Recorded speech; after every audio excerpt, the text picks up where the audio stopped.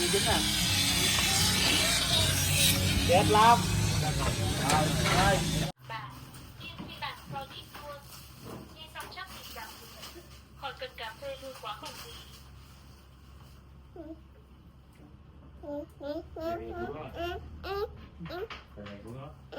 Đó của mình. Nó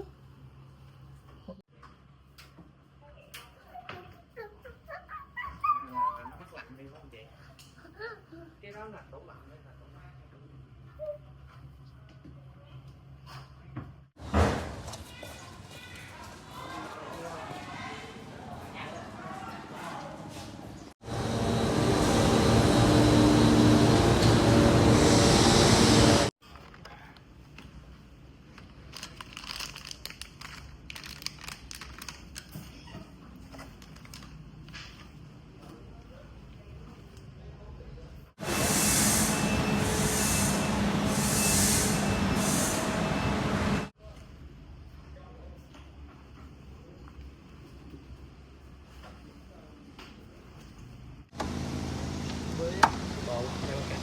Lấy dục hết. Hai ba thùng gì lấy hết đi, bình nước gì lấy hết đi.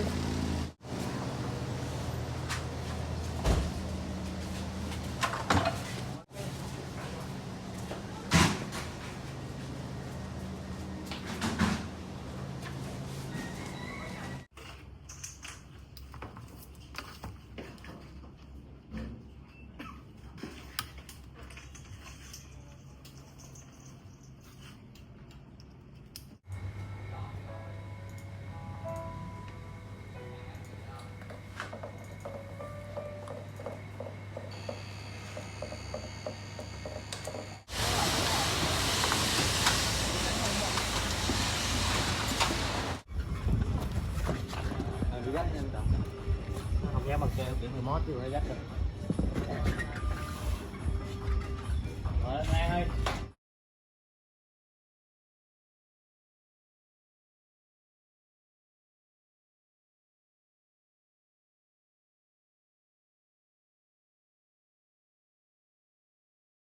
Chị có bạn hỏi nhỏ nó nhỏ.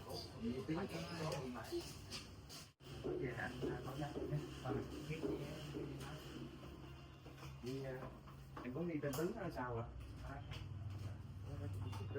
Mình Xin chào các bạn và các anh chị, cô chú. Hôm nay mình có bảo dưỡng tất cả các máy lạnh. Mình có sửa chữa những cái thiết bị máy lạnh không lạnh hay